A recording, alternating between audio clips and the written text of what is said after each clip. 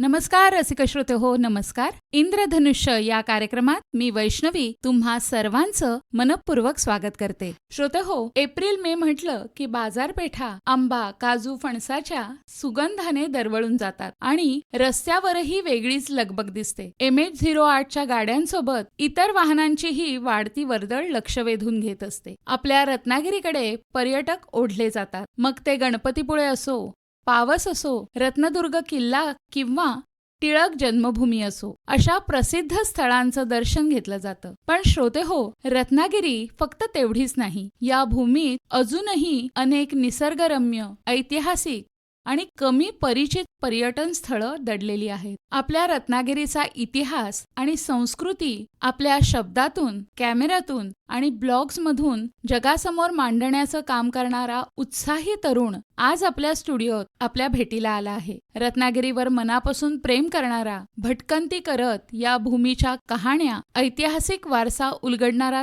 तरुण ब्लॉगर आहे राधेय पंडित. राधेय, तुझं आकाशवाणी परिवारातर्फे मी मनपूर्वक स्वागत करते. Thank you so much madam. आणि मलाही आनंद आहे तुम्ही बोलवलंत आणि माझ्या एकदम जिव्हाळ्याचा विषय आहे, त्यामुळे मलाही मजा येईल बोलायला. राधेय, रत्नागिरी म्हटलं की गणपतीपुळे, पावस, रत्नदुर्ग किल्ला, पण या व्यतिरिक्त अशी कोणती पर्यटन स्थळं आहेत जी अपरिचित आहेत? हां, आता दोन प्रकारे ह्याचं उत्तर देऊ शकतो. पहिलं तर गणपतीपुळे, पावस आणि रत्नदुर्ग, आपण हा जर एक युनिट म्हटलं तर त्याच्यात गणपतीपुळेपर्यंत जातानाच्या बऱ्याच गोष्टी आहेत, पावसपर्यंत जाताना बऱ्याच गोष्टी आहेत, आणि परत रत्नदुर्ग म्हटलं तर रत्नदुर्ग बघायचा म्हणजे फक्त आता बालेकिल्ला आणि नवीन झालेली शिवसृष्टी हे म्हणायचं. तर आपण जेव्हा ही 3 नावं घेतो तेव्हा तिकडे जाऊनही बघण्यासारख्या खूप गोष्टी आहेत, हे लोकांना माहीत नाही. म्हणजे बरेच जण महाद्वाराला जात नाहीत. रत्नदुर्ग किल्ला म्हटलं तर महाद्वाराला जात नाहीत. तिकडे महाद्वारचं स्ट्रक्चर आहे, तिकडचं स्थापत्यशास्त्र आहे आणि मुळात किल्ला तिथून सुरू होतो हेच लोकांना माहीत नाहीये. म्हणजे जिथे 15 मिनिटं बालेकिल्ल्यावर जातात तिथे जेव्हा वारसा सहल होते तेव्हा मी 1.5 ते 2 तास फक्त रत्नदुर्ग किल्ल्यावर वेगवेगळी ठिकाणं दाखवतो आणि पूर्ण किल्ला समजून घ्यायला अर्धा दिवस जातो, हे माहीत नाहीये. सेम आपण जेव्हा गणपतीपुळ्याला जातो, मी सुरुवात केली, मी रत्नागिरी शहरात थांबलोय, तर काँग्रेस भुवनपासून सुरुवात झाली तर टिळकाळी, म्हणजे तेव्हाची मधली आळी आत्ताची टिळकाळी, जिथे अंतू बर्वा हे कॅरेक्टर होऊन गेलं, ती टिळकाळी. त्याच्यानंतर शिरगाव, मग शिरगाव नंतर पुढे गेलं की निसर्गरम्य पूर्ण आरेवारे परिसर, मध्ये खारफुटीचं वन आहे जे पूर्ण ते मुस्लिम मोहल्ल्यात आहे ते. त्याच्यानंतर पुढे गेलं की मग परत एक वेगळा प्रकारचा समुद्र आणि मग गणपतीपुळे. हा सगळा जो रूट आहे ही मजा आहे. मग फक्त गणपतीपुळेला जर गेलो तर मग ते फक्त एक धार्मिक सहल होते की मी गणपतीतला नमस्कार केला, पण तिथपर्यंत जाण्याची जी मजा आहे तो खरा एक ऐतिहासिक वारसा आहे आणि ते समजणं गरजेचं असतं. सेम पावसला जाताना पण मध्ये आत्ता मी एक भाटे टू पूर्णगड नावाचा पूर्ण एक वारसा सहल घेतली, तेव्हा मलाही नवीन गोष्टी समजल्या. साधारण वेगवेगळ्या प्रकारची पूर्ण कोकणात न सापडणारी कोकणात असलेली देवळं आणि तिकडच्या मूर्त्या, आपल्याला मूर्ती तिकडे सापडतात, काही कार्विंग सापडतात, कातळखोद चित्र आहेतच, म्हणजे आपण ज्याला कातळ शिल्प म्हणतो तीही आहेत. मग ते जर आपण बघितलं नाही तर होत नाही. आणि मग आता आपण, तुम्ही बोललात ही 3 मुद्दे, ते सोडून रत्नागिरी शहराच्या आसपास काय आहे तर टिळक जन्मभूमी हा पार्ट म्हटला तर टिळक जन्मभूमीच्या बाजूलाच नवीन कातळशिल्प संशोधन केंद्र आहे जिथे वेगळ्या गोष्टी बघण्यासारख्या आहेत. त्याच्याच पुढे पतितपावन मंदिर आहे आणि तो सगळा परिसर हा स्वातंत्र्यवीर सावरकर आणि त्याच्यानंतर क्रांतीच्या अनेक गोष्टी ज्या घडल्या त्या सगळ्या त्या परिसरात घडलेल्या आहेत. मग फक्त एक सामाजिक मंदिर, आध्यात्मिक मंदिर आणि तरीही क्रांतीचं एक मोठं पाऊल हे पतितपावन मंदिर आहे, ते पण बघायला हवं आणि ते लोकांना माहीत नसतं आणि मग तो पूर्ण एक वारसा कुठेतरी चुकतो त्यांच्याकडनं. त्याच्यानंतर आपण म्हटलं तर अगदी मारुती मंदिर नंतर पुढे गेलं तर तिथे अनेक ठिकाणी छोटी छोटी देवळं आहेत. म्हणजे महालक्ष्मी मंदिर आहे, त्याला स्वतःचा एक वेगळा इतिहास आहे. काही लोक म्हणतात ते एक स्वतः कातळशिल्प आहे. चांद सूर्या पॉइंट एक कातळशिल्प आहे. त्याच्यानंतर पुढे पालीला एक वेगळा महोत्सव होतो, तोही आहे. मग आपण अशी छोटी छोटी युनिट्स बघितली तर एक लक्षात येतं की ती नावं फेमस होण्यापेक्षा शहर का फेमस होऊ नये. आणि मग जेव्हा आपण पर्यटनाचा विचार करतो तेव्हा पर्यटनाचा विचार करताना आपण एक ठिकाण म्हणून पर्यटनाला बघू नये. मग काय होतं ते त्याचं फार कमर्शियलायझेशन होतं. म्हणजे ज्याचं उदाहरण आहे वैष्णोदेवी टेम्पल. वैष्णोदेवीच्या आसपास बघण्यासारखं भरपूर काय काय आहे, पण त्या वैष्णोदेवीमुळे खालचं कटरा गाव मोठं झालं आणि आता ते सगळ्या प्रकारे कॉस्मोपॉलिटन झालं. मुळात वैष्णोदेवीला जातात ते धार्मिक लोक जातात, मग खाली सगळ्या प्रकारची कॉस्मोपॉलिटन बिल्डिंग्स, हॉटेल्स, मल्टिप्लेक्स हे सुरू कसे झाले? तर मुळात कमर्शियलायझेशन होतं, म्हणजे थोडक्यात त्याचं एका वेगळ्या प्रकारे विकृतीकरण होतं आणि मग प्रॉब्लेम सुरू होत. मग आपण जर असं गेलं की एक युनिट आपण घेतलं की रत्नागिरी शहर हेच एक युनिट आहे जे स्वतः एक ऐतिहासिक वारसा जपणारं ठिकाण आहे, तर ते जास्ती उपयोगाला पडू शकतं. कारण की इंडिव्हिज्युअली बघितलं तर ही नावं घेतली तर मग खूप वेळ जातो, आणि त्याच्यात मी अजून नाव नाही घेतलं ते म्हणजे थिवा पॅलेसचं. थिवा पॅलेसला 1.5 ते 2 तास जातो, आणि ते सांगायला 1.5 ते 2 तास जातो. हे सांगूनच अचंबा वाटतो लोकांना की ज्याच्यात अशा काही मूर्ती आहेत, अशा काही गोष्टी आहेत ज्या आपल्याला अगदी पर्शियन संस्कृतीशी, म्हणजे साधारण 1200 वर्ष जुन्या पर्शियन संस्कृतीची जोडले जातो आपण.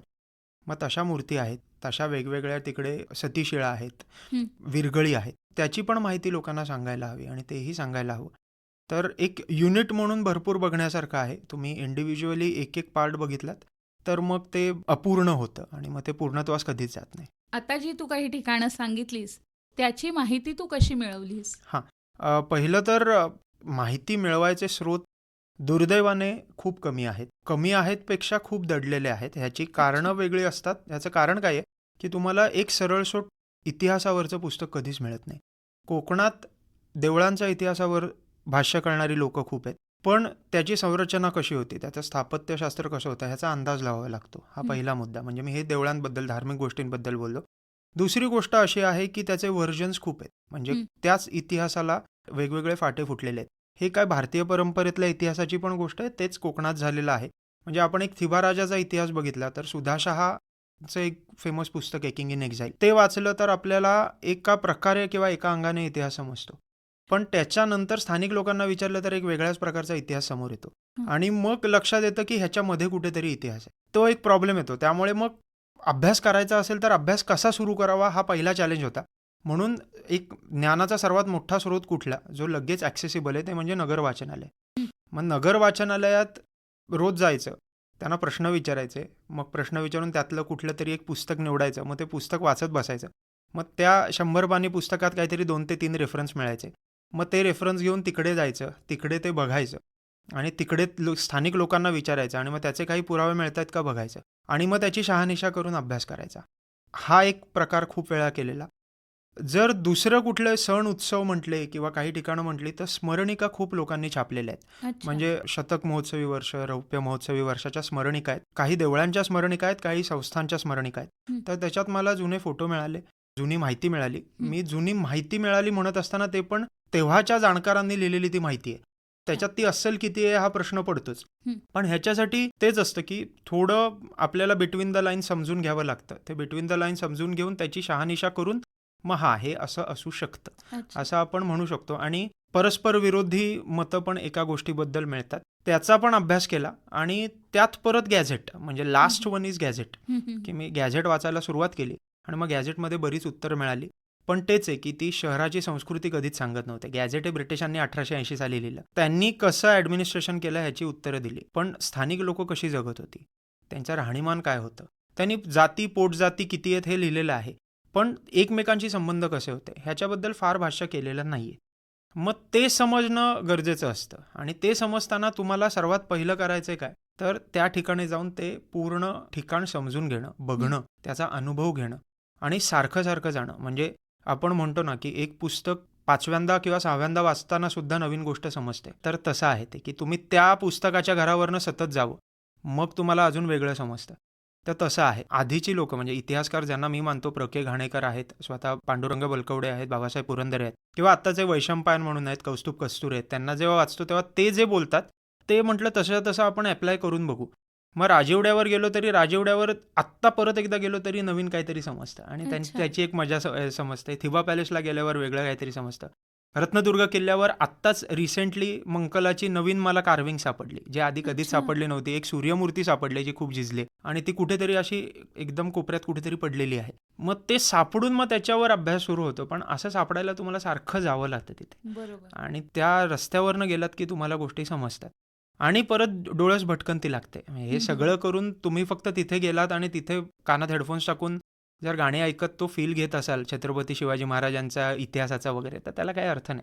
कारण की ते सोडून भरपूर काय काय आहे हे समजलं पाहिजे. सो असं करत गेलो आणि सुदैवाने मला उत्तरं मिळत गेली. हं. अजून बरीच उत्तरं अनुत्तरित आहेत, पण त्यातनं जे काही मिळालं त्याने आता आपण पर्यटनाच्या दृष्टीने काहीतरी लोकांना सांगू शकतो एवढं माझ्याकडे स्टफ आहे. ह्याचा एक काय कॉन्फिडन्स आला आणि तो कॉन्फिडन्स आला आणि आता तो लोकांकडे देतोय मी. बरं, तू ह्या स्थळांवर ज्यावेळी जातोस त्यावेळी स्थानिक लोकांचं तुला कसं सहकार्य मिळतं? येस, स्थळांवर जाताना स्थानिक लोकांना आपण जर खुल्या मनाने काहीतरी विचारलं, पहिल्यांदी असं होतं की जेव्हा जिथे जिथे मी जायचो तिथे तिथे कसं जी वाट थोडी मळलेली आहे की हा इथून पायवाट दिसते, मग पायवाटावरनं चालत गेलं आणि मग तिथे काय आहे बघितलं, तर लोक सर्वच थोडी संशयाने बघतात की हं. काय आहे, का आला तिकडे, कशाला आलात, काय आहे. बरोबर. पण आपण शांतपणे त्यांना विचारलं की मी असा असा अभ्यास करतोय आणि मला थोडी माहिती हवी आहे. आणि त्यांना समजलं पहिलं मुळात तर मराठी आहे, इकडचाच आसपासचा आहे, हे समजलं की ते खूप मदत करतात. म्हणजे कधीही मला असं झालं नाही की लोकांनी विरोध करून नाही इथे यायचं नाही, तुम्ही बाहेर व्हा, हं. असं कोणीच सांगितलं नाही, कधीच नाही. आणि त्यांनी खूप जास्ती पॉझिटिव्ह रिस्पॉन्स या गोष्टींना दिला. त्यांच्याकडे असलेलं सगळं अगदी सढळ असते ते देतात. हं. पण त्यांना जर सांगितलं की तुम्ही ह्या पूर्ण चळवळीत सहभागी व्हा ज्याने आपण एक काहीतरी शाश्वत पर्यटनाच्या दृष्टीने गोष्टी करू शकतो, तर त्याच्यातनं तो रिस्पॉन्स कमी येतो. म्हणजे जी लोक एकदम हिरिरीने आपल्या इतिहासाबद्दल कोणीतरी अभ्यास करतोय म्हणून मदत करायला येतात, तीच लोक नंतर ठीक आहे बघू करू म्हणून तेवढं टाळतात सुद्धा. अच्छा. तो अनुभव हे दुहेरी आहेत. म्हणजे ह्याला काय हे का असं होतं ही कल्पना नाही, पण हे असं घडलेलं आहे बरेच वेळेला. पण ठीक आहे, सगळ्याच वेळेला असं होत नाही. आता एक येते रील्सवर फोटो येतात, रील्सवर माहिती येते आणि ते कळत असतं, त्यामुळे मग ते असतात की ओके ठीक आहे काहीतरी ते करायला आलंय आणि तो आता समाजात ॲक्सेप्टन्स वाढायला लागलाय, त्यामुळे माहिती देतात. आणि आता त्यांचं असंही असतं की चला आम्ही येत असू, आमचा एक छोटासा बाईट घेतला तरी अच्छा. चालेल, तेवढं तरी असतं. मग त्याच्यासाठी ते मदत करतात. त्यामुळे ओव्हरऑल पॉझिटिव्ह खूप रिस्पॉन्स असतो लोकांचा, कधी निगेटिव्ह असतो असं नाही. हां. म्हणजे अवेअरनेस वाढतोय हां, हळूहळू. अवेअरनेस वाढतोय, खूप खूप वाढतोय. आणि आता ते विकेंद्रीकरण झाल्यामुळे कसं कोणीही स्थानिक माणूस आहे आणि त्याला काहीतरी माझ्याकडे वेगळं आहे, हे दगड काहीतरी सांगतायत, ते चूक असू दे बरोबर असू दे, पण त्याने एक रील करण्याचं धाडस दाखवलं आणि ते जर पोस्ट केलं सोशल मीडियावर, तर लोक तिथपर्यंत येतात तरी बरोबर. आणि ती येऊन चर्चा तरी होते. किंवा जे खरंच अभ्यासक असतात ते कमेंट्समध्ये टाकतात. माझंही खूप वेळा झालंय की मी काहीतरी एक शोधलं आणि नंतर मला समजलं की नाही नाही एक ह्याच्यावर अभ्यास झालेला आहे आणि असे असे ह्याचं खरं उत्तर हे. मी नंतर ते ॲक्सेप्ट केलं की बरोबर. ठीक आहे. तो ॲक्सेप्टन्स असला तरी लोकांपर्यंत पोहोचलं की अरे हा इथे आहे. म्हणजे रत्नदुर्गावरचं मंकला आणि शेजारी शंकराची पिंड ह्या 2 गोष्टींचा मी एक व्हिडिओ केला होता, तो टाकला होता सोशल मीडियावर. तर नंतर लक्षात आलं ती शंकराची पिंड नाही, एक वेगळी त्यांची परंपरा आहे, त्याच्याबद्दल दाखवलेलं आहे. पण त्यानिमित्ताने मलाही समजलं आणि लोकांनाही समजलं. बरोबर. आणि हा जो एक विकेंद्रीकरण म्हणतो ना की आता जो येतो ज्याला वाटतं तो ते टाकू शकतो आणि ते जगापर्यंत पोहोचू शकतो, त्याने खूप फायदा झाला आहे. कृतीत कितपत उतरतंय तर कोकणात ती खूप, म्हणजे रत्नागिरीत तर त्याची खूप वानवा आहे, खूप कमी आहे. पण ठीक आहे, हळूहळू मी म्हणेन की अगदीच निगेटिव्ह नाही आहे, खूप पॉझिटिव्ह चेंजेस होत आहेत. राधे, अशाच काही अनोळखी पर्यटन स्थळांबद्दल आम्हाला जरा माहिती दे. येस, पहिलं तर थिवा पॅलेसला आतलं म्युझियम नक्की बघा. बरीच लोक जात नाहीत. थिवा पॅलेस बाहेर बघण्यासारखी गोष्ट नव्हे, आतलं म्युझियम हे एक वेगळं पर्यटन स्थळ आहे 100%. दुसरी गोष्ट, रत्नदुर्गचा महाद्वार, त्याच्याच बाजूला असलेली गगनगिरी महाराजांची समाधी आणि त्याच्या बाजूला असलेली जेव्हा सावंत साळुंखे कुटुंबातली एक व्यक्ती गेला युद्धात, तो जो व्यक्ती गेला त्याची बायको तिथे सती गेली आणि तिची समाधी तिथे आहे ज्याच्यावर शरब कोरलेला आहे. त्या गोष्टी नक्की बघा. त्याबरोबर तुम्ही जे म्हणालात की सर्वात अचंबित करणारी गोष्ट कुठली होती, तर मी तीही सांगतो. म्हणजे ती माझ्यासाठी एक अभ्यासक म्हणून खूप भारी होती. 1880चा मला एक मॅप मिळाला, तो नेटवर उपलब्ध आहे रत्नदुर्गचा. तर आपण आत्ता जे मिरकरवाड्यावरनं नर्मदा सिमेंटला जाताना तो जो असा कर्व आहे पूर्ण, तिथे मला तटबंदी दिसली मॅपमध्ये.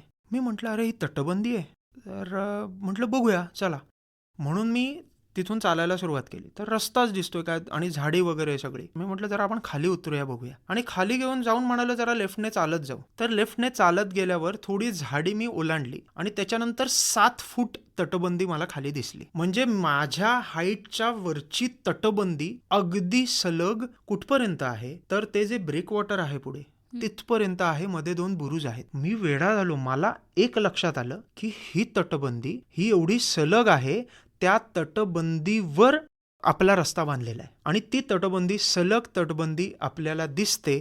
तिथे एक महाद्वार होतं दुर्दैवाने आत्ता ते महाद्वार नाहीये. महाद्वारावर काय जे असतं त्याच्यावरनं आपल्याला किती जुना किल्ला आहे ह्याची आपल्याला नोंद मिळाली असती.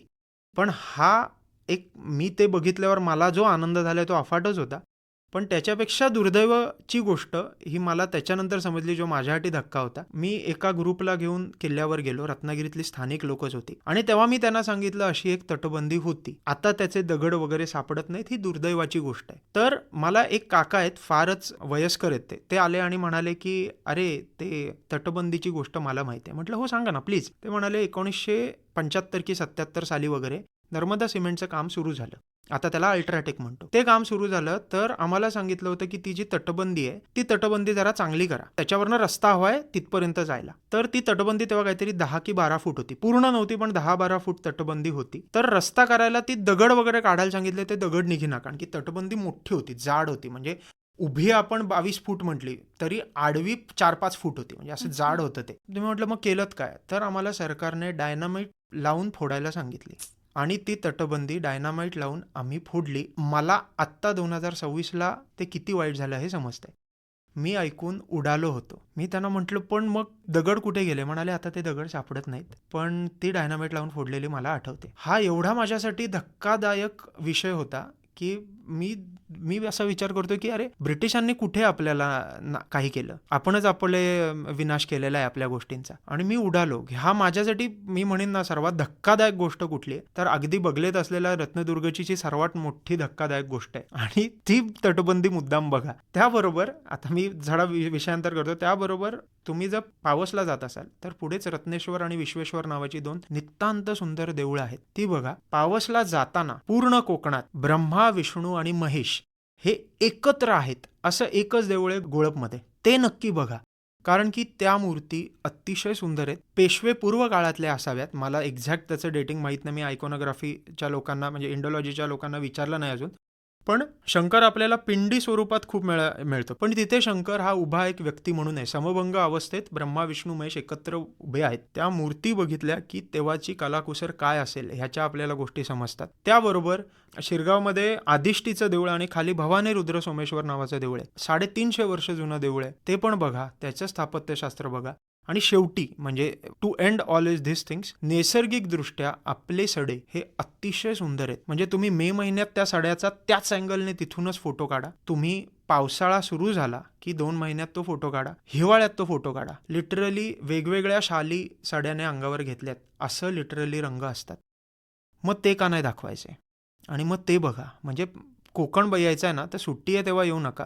कोकण दर मोसमात वेगळा दिसतो, तोही बघा. आणि मग तिकडे सड्यांवर असलेली कातळखोद चित्र किंवा कातळशिल्प तिथं बघायला जावी. जी रेकॉर्ड केलेली आहेत ती सोडून अनेक आहेत. छोट्या छोट्या ठिकाणी आहेत, स्थानिक लोकांना माहिती आहेत. फिरायला गेलात तर जे आत्ता युनेस्को वारसा सहलीत वगैरे मिळतात त्याच्यात ऐतिहासिक वारसात जे आहेत ती सोडून अनेक कातळशिल्प आहेत, अनेक सडे आहेत, त्यांच्या वेगवेगळ्या कथा आहेत. जास्तीत जास्त मी अभ्यास सुरू केला आहे आणि ते लवकरच लोकांपर्यंत पोहोचवायचा प्रयत्न करेन. पण तशी भटकंती केली, अनवट भटकंती केलीत तर मला माहीत नसलेल्या गोष्टीसुद्धा तुम्हाला समजतील. तर ती खरी मजा आहे. फक्त भटकंती ही डोळ्यास असायला हवी. बरं मला सांग, अनएक्सप्लोर्ड प्लेसेसवर पर्यटन वाढवताना पर्यावरण जपणं किती महत्वाचं आहे? परफेक्ट प्रश्न आहे. आपण कोकण पूर्ण बघितला आणि त्याच्यात रत्नागिरी बघितली तर it is a mixture of history, इतिहास, परंपरा, सण उत्सव आणि निसर्ग ह्याचं परफेक्ट मिश्रण म्हणजे कोकण आहे. आणि त्यात रत्नागिरी सुद्धा आहेच. कोकणातल्या निसर्गाला आपण वेगळं करून कुठलीही पर्यटनाची गोष्ट करू शकत नाही, ही वस्तुस्थिती आहे. कारण की तुम्ही आता रत्नागिरीतच आपण आत्ता जिथे आहोत तिथे 3 साईडला समुद्राने वेढलेलं आहे. त्याच्या बाजूला स्वतःचं एक वेगळं त्यांची इकोसिस्टीम आहे. त्याच्या बाजूला खारफुटी वनं आहेत, माड आहेत किंवा दुसरी एक वनराई आहे आणि त्याच्यानंतर आपण राहतोय. मग ह्या पूर्ण निसर्गाला कवेत घेऊनच रत्नागिरी पुढे होत जाते. तुम्ही कितीही करा. मग त्याला जपलं तर एक तो एक्स्ट्रा पॉईंट नाही आहे, त्याला जपायलाच हवं. मग तुम्ही आधी इको टुरिझम सुरू करा आणि मग हिस्टोरिकल टुरिझमकडे जा, हरकत नाही. पण निसर्गाला जपण्याची गरज आहे. हे कुठे सुरू झालं? आपण वेळास प्रकल्प सगळ्यांना माहिती आहे की त्यांनी ऑलिव्ह रिडले टर्टल्सचा प्रकल्प सुरू केला. त्याच्यातनं ती पिल्लं सोडतात समुद्रात आणि आता लोक ती बघायला येतात. खूप मोठा प्रकल्प झालाय. आदर्श मानावा असा इको टुरिझमचा प्रकल्प आहे. रत्नागिरीत हेच भाट्यात घडतं, गावखडीत घडतं. तिथे लोक प्रॉपर ते त्यांचं नेस्ट साईट आहे की नेट वगैरे तयार केलं आहे, त्याच्यात त्या ऑलिव्ह रिडले टर्टल्सना सोडलं आहे आणि एक विशिष्ट वेळेला ते सोडत असतात. ते सोडत असतात तर त्यांच्याशी गप्पा मारताना लक्षात आलं की हे का करावं लागतं. तर म्हणाला गावखडीत अनेक लोक जे शूट करता येतात, कारण की तो थोडा निर्जन परिसर आहे, शूट करायला येतात, त्यांनी हे कासव उचललेली आहेत. स्थानिक लोक त्या कासवांना मारून खात आहेत, अंडी पळवून नेत आहेत. मग तुम्ही जर गावखडीतलं तिथेच पूर्णगड आहे, तुम्ही पूर्णगडला नेत असाल तर पूर्णगडाबरोबर पूर्णगडवरनं तुम्ही जर वरतून बाटल्या खाली फेकलात तर जिथे ती ऑलिव्ह रिडले टर्टल्स नेस्ट करतायत तिथे त्या बाटल्या पडणार आहेत. आणि असा बाटल्यांचा खच झाला, ऑलिव्ह रिडले टर्टल्स तिथे येऊन अंडी घालणार नाहीयेत. आणि एकदा अंडी घालणं बंद केलं, विचार करताना आपलं कसं होतं, मी एकच बाटली टाकली, पण पूर्णगडावर किती लोक आले आणि किती लोकांनी बाटली टाकली आणि मग असे किती थर आपल्याला साचलेले दिसत आहेत गडाच्या खाली आणि तटबंदीच्या खाली. मग ते थर जर तयार झाले तर तिथे नेस्टिंग बंद होणार आहे. नेस्टिंग बंद झालं की त्या इकोसिस्टीममध्ये जो फूड चेन आहे पूर्ण, त्याच्यामध्ये असलेला ऑलिव्ह रिडले टर्टल जो आसपासची छोटी छोटी झाडं खातोय, समुद्रातली झाडं खातोय आणि तो इतरांचाही भक्ष होतोय, त्या सगळ्यांवर ताण पडणार आहे, कारण की आता त्यांचं एक हक्काचं खाणं गेलेलं आहे. आणि तो नाश झाला की मग मासेमारी कमी होते, मासे कमी मिळत आहेत हे दिसतं, समुद्राकाठचं पाणी गढूळ झालंय हे दिसतं आणि अशा अनेक समस्या उद्भवायला लागतात. मग लक्षात येतं की अरे मी हिस्टोरिकल टुरिझमला गेलो, त्याच्यातनं ती बाटली टाकली, त्या बाटलीने हे झालं, हे आता माहिती आहे ना, समोर आलंय ना. बरोबर. म्हणजे निसर्ग आणि इतिहासाचा काय वेगळा असा काही अभ्यास करायला हवा किंवा समजून घ्यायला हवाय का? नाही, कोकणात ही वस्तुस्थिती आहे आणि हे सगळीकडे दिसतंय. मग तुम्ही जेव्हा कुठल्याही ग्रुपला एका ऐतिहासिक स्थळी नेत असाल तर तेव्हा तुम्ही समोरच्या ऑलिव्ह रिडले टर्टलचं नेस्टिंग होतं हे सांगणं आणि ते बघा तिकडे ते नेट बांधलेलं आहे हे सांगणं, हा एक प्लस पॉईंट आहे तुम्हाला एनकॅश करण्यासारखा.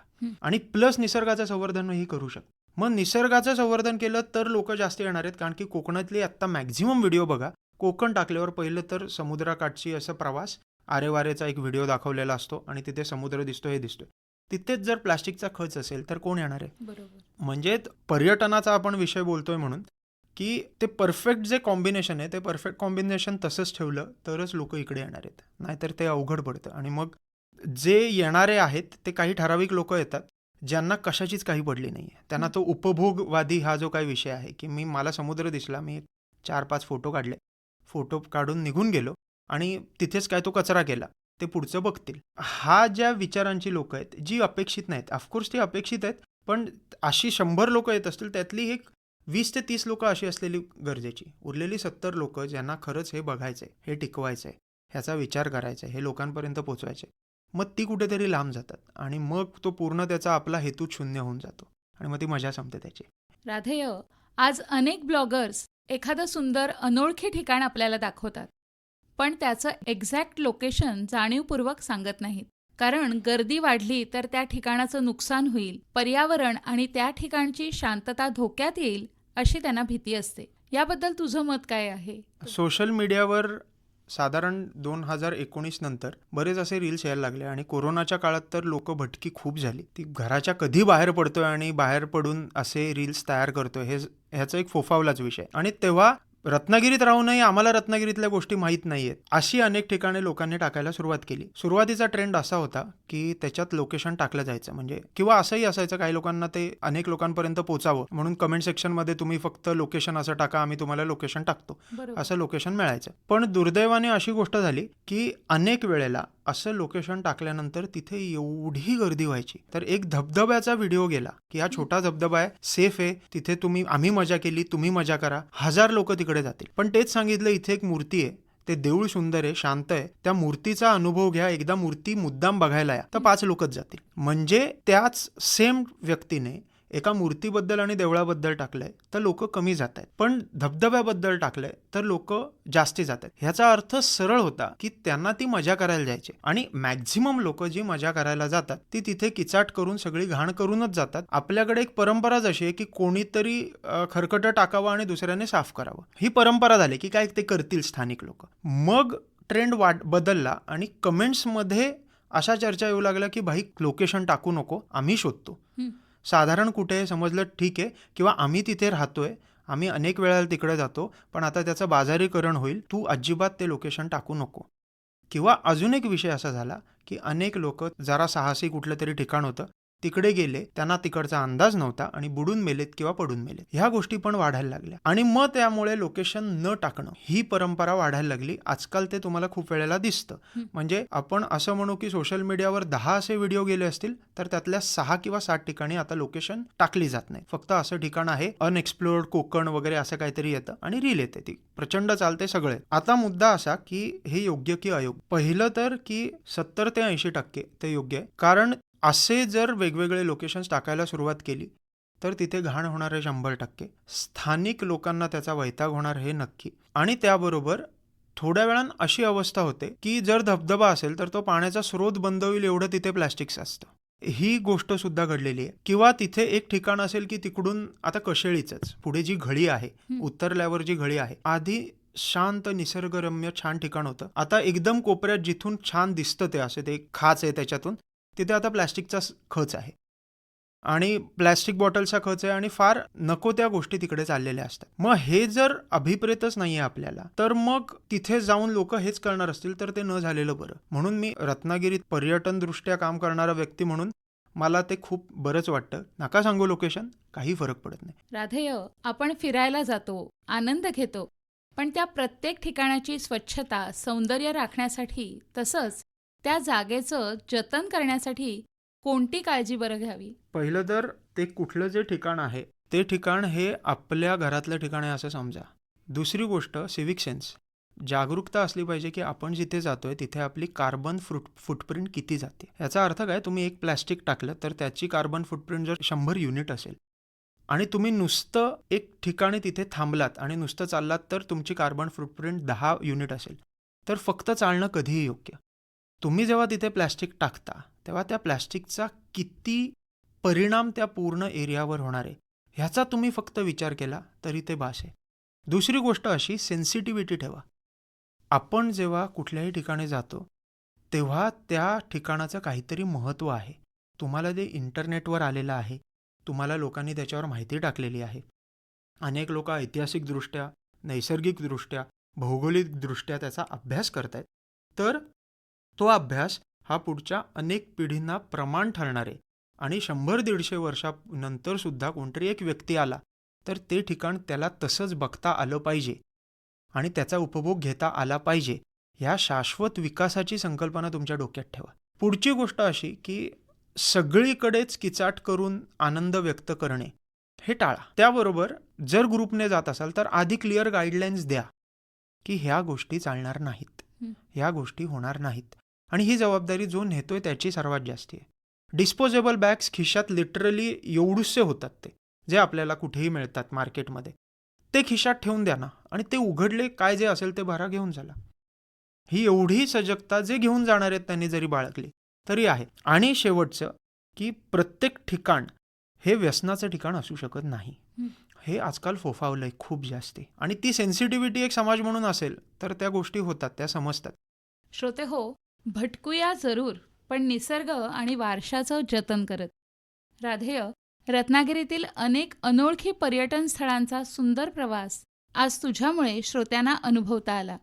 या माहितीपूर्ण गप्पांसाठी आकाशवाणी परिवारातर्फे तुझे मनपूर्वक आभार मानते. Thank you so much. मला पण इथे बोलवलं, छान गप्पा झाल्या. थँक्यू. श्रोते हो, इंद्रधनुष्य या कार्यक्रमातून मी वैष्णवी आता आपला निरोप घेते. पुन्हा भेटूच. तोपर्यंत नमस्कार.